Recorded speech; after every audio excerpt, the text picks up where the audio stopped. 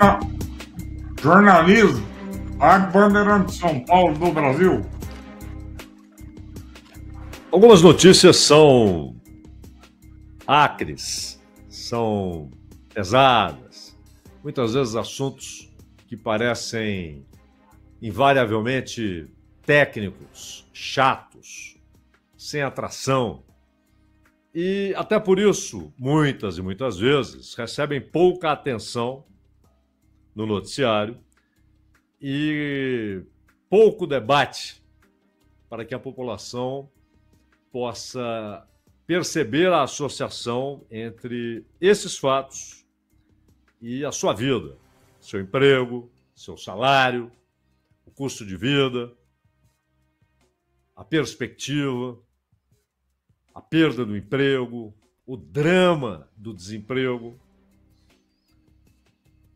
Faz poucos dias, o secretário executivo da Fazenda, o Dario Durigan, ele disse que o governo está atento à desaceleração da economia brasileira e, claro, o impacto disso na receita, naquilo que o governo arrecada.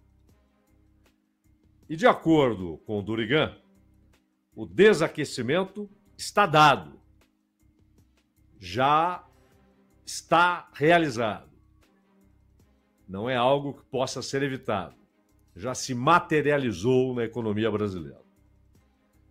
E ele disse que a preocupação do governo com a receita é grande, porque isso pode alterar as projeções que são feitas, inclusive para este ano e para 2026.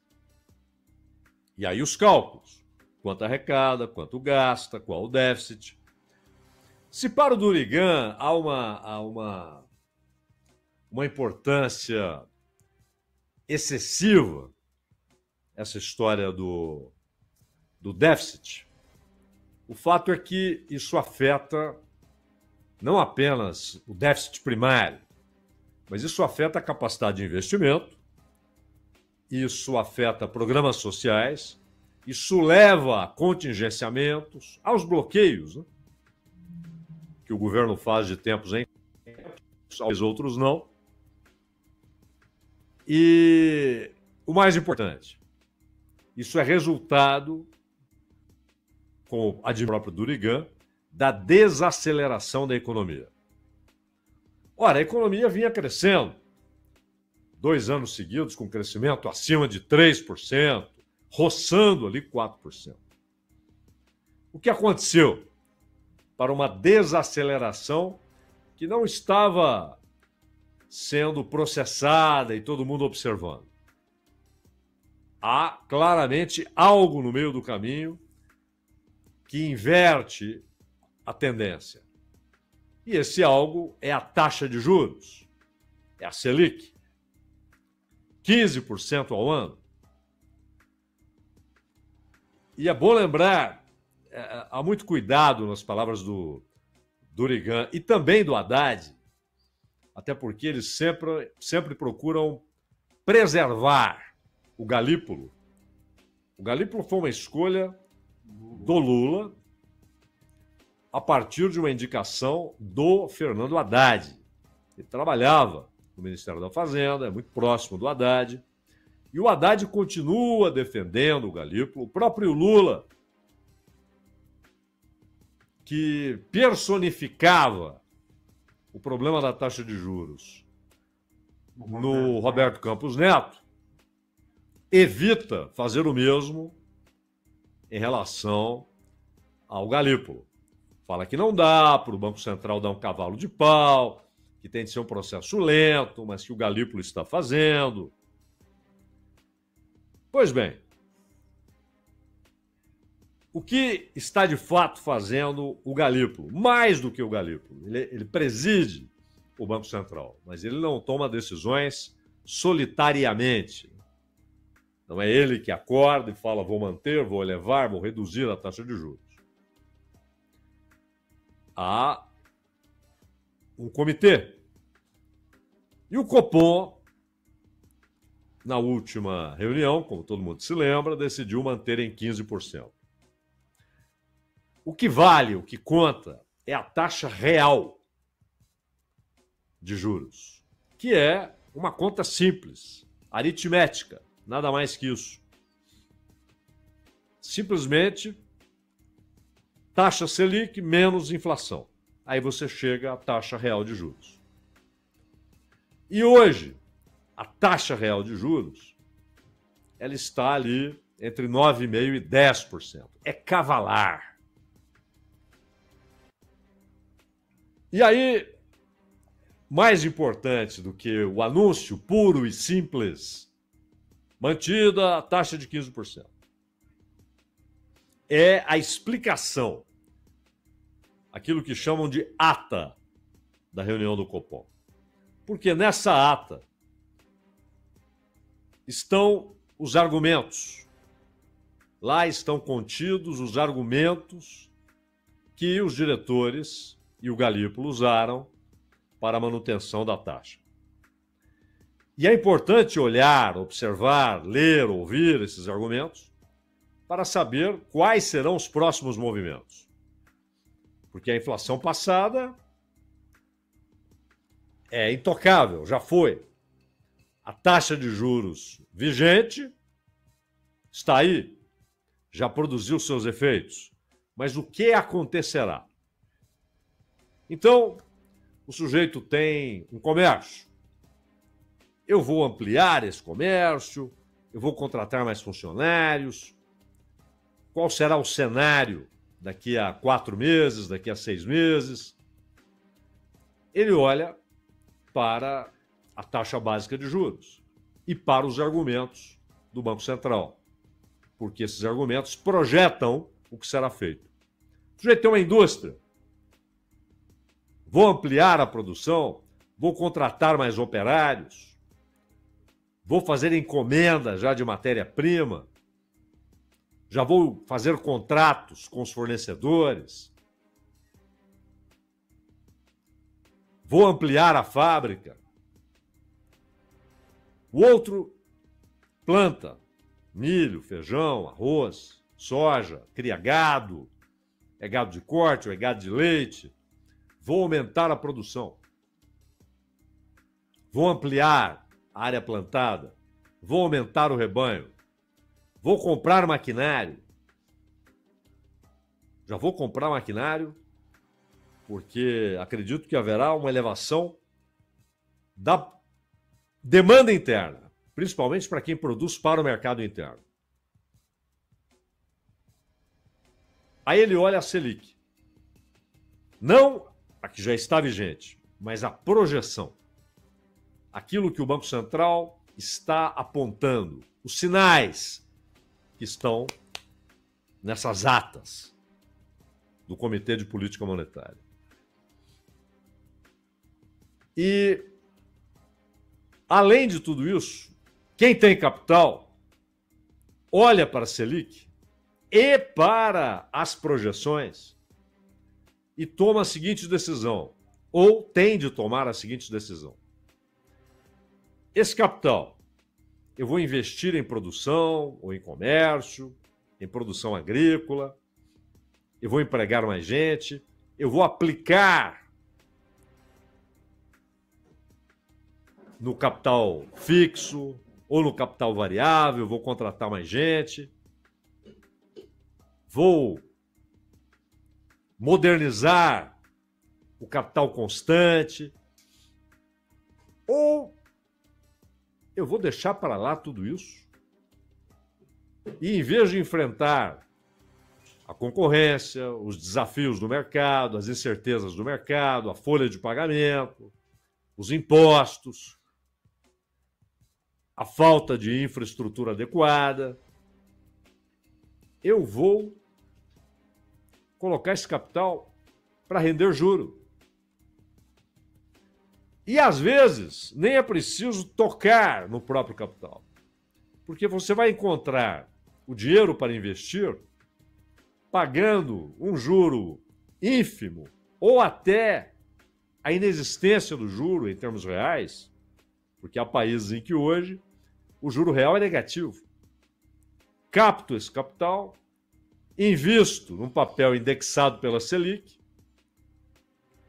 daqui a certo tempo, só com juros, eu não apenas devolvo o capital que eu tomei emprestado, quito, como tenho um retorno extraordinário, sem folha de pagamento, sem impostos, sem as incertezas do mercado, sem a concorrência, sossegadão.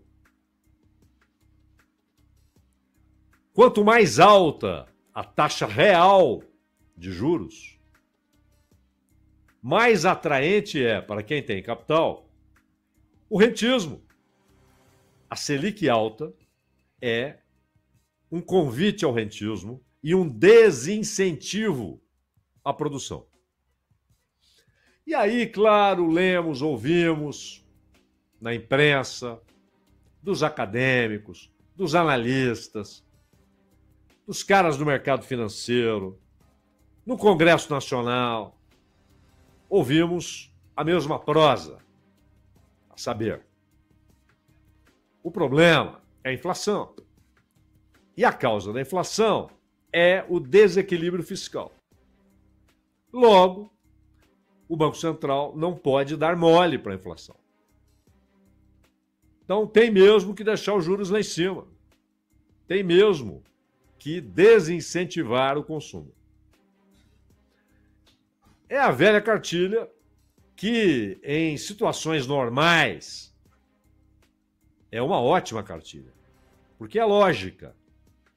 Se você tem mais procura do que oferta, se a demanda pelas mercadorias é superior à oferta de mercadorias, os preços vão subir.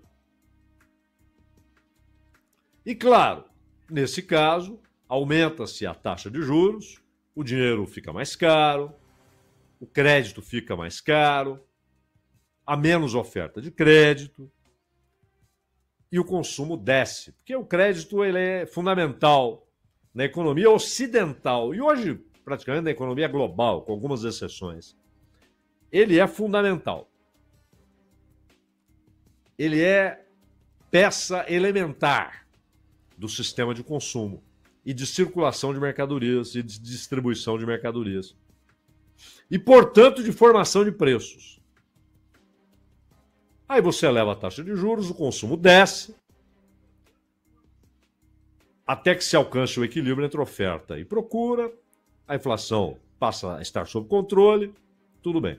Se o cenário é o inverso, ou seja, se a oferta é maior do que a demanda, se a demanda está achatada, se é um quadro recessivo, com resultados negativos no movimento do produto interno bruto, o negócio é reduzir a taxa de juros, porque aí o crédito fica mais barato, o dinheiro fica mais barato, para que você reative a engrenagem da circulação de mercadorias, do comércio, das encomendas para a indústria, das encomendas para a agricultura.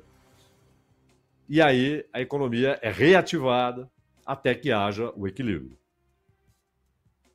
Que lá na frente será de novo desafiado, um novo desequilíbrio vai ocorrer.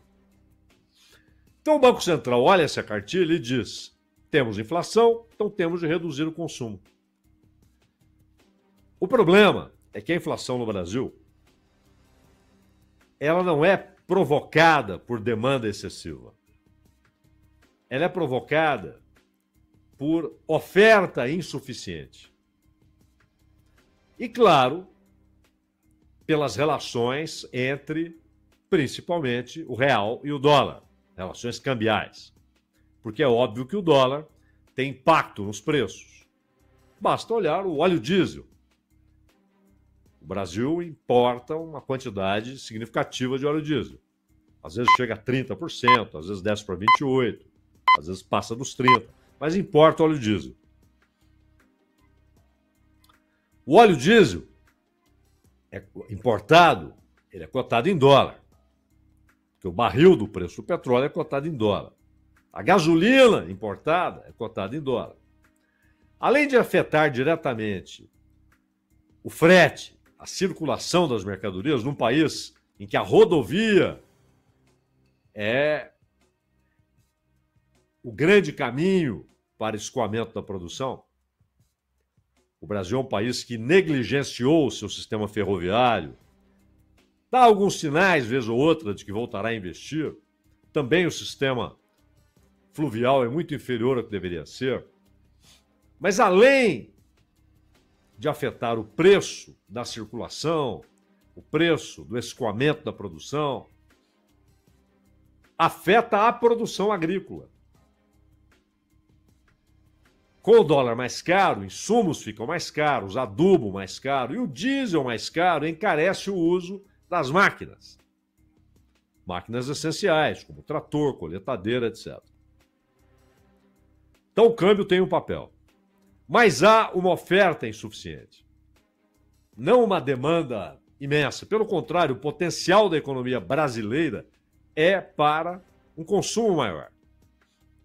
Mas nós temos uma média salarial baixa. O salário médio no Brasil é muito baixo. Em um país que é potencialmente riquíssimo, mas tem uma média salarial baixa. Os salários pagos são, na média, baixos. O salário mínimo, que é o pagamento de trabalho de alguns milhões de brasileiros, ele é menor do que o do Paraguai, do que o de Honduras. Então, ao fazer esse movimento, o Banco Central agrava o problema. Porque, ao atrair capital para o rentismo, ao desincentivar o investimento em produção, ele reduz o quê? A capacidade de produzir mercadorias e, portanto, a oferta de mercadorias. Ele provoca mais desequilíbrio.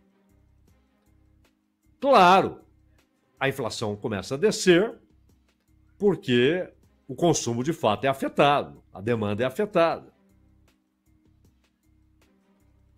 E aí, poxa, tá vendo? Conseguimos o resultado? Não! Você contratou uma nova crise porque desincentivou a produção. A mercadoria que seria oferecida no futuro já não será. Ela será oferecida numa quantidade muitíssimo menor do que a demanda e vai produzir novo cenário inflacionário. Mas não é só isso. Se todos gritam que o problema está no desequilíbrio fiscal, qual é a raiz do desequilíbrio fiscal? A gastança? O Estado brasileiro é caro, caríssimo. Está entre os mais caros do mundo. E aí inclui legislativo, judiciário, governo da União, governos estaduais, assembleias, governos municipais. É um Estado caro, judiciário, Estado caro. Há muitas mordomias. Mas esse não é o centro do problema. Não é a causa original e principal do problema. A causa é a dívida pública, que este ano, só em juros, suga dos brasileiros R$1 trilhão. Só juros. E o gravíssimo, você paga R$1 trilhão e a dívida continua crescendo. Não abate nada, é só serviço da dívida, pagamento de juros. E a dívida em si já é algo ali em torno de R$9 trilhões. Ora, vem a Selic e mexe ali com uma das consequências, mas agrava a causa. A manutenção em 15%, ela ocorreu depois de alguns aumentos, claro, alguns deles de 1 ponto percentual.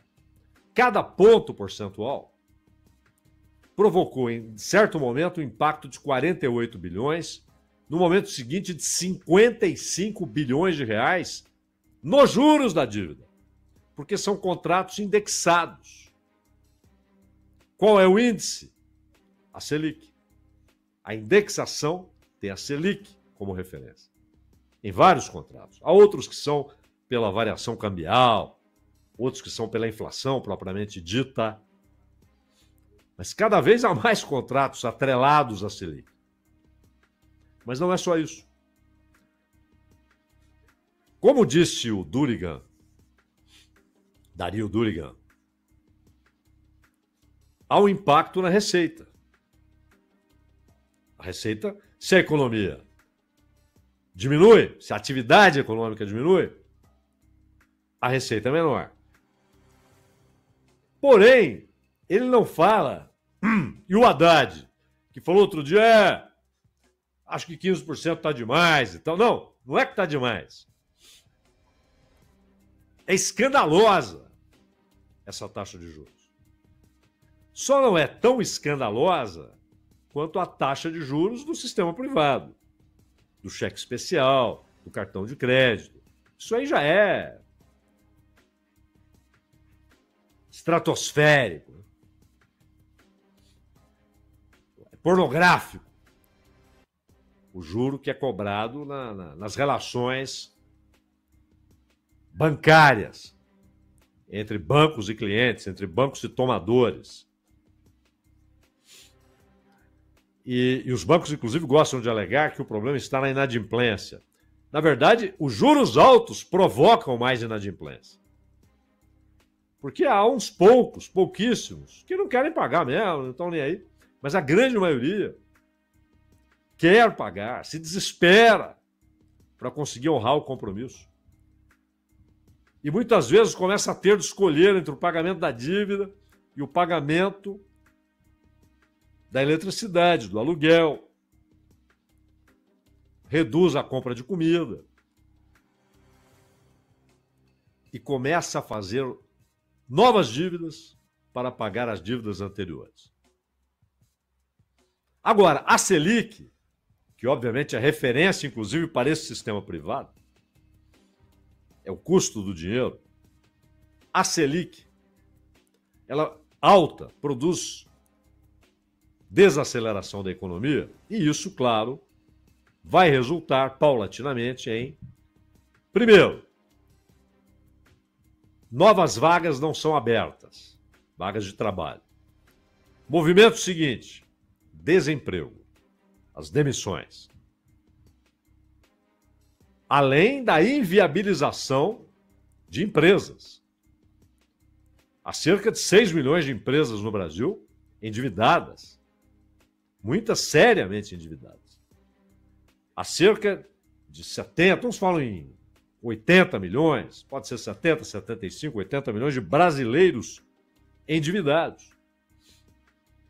Adultos, né? Estamos contando só a população adulta, então você tem um percentual gigantesco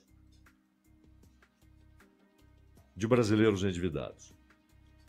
E muitos já na inadimplência. Mas, ao produzir desemprego, redução da atividade econômica, a Selic alta vai provocar o quê?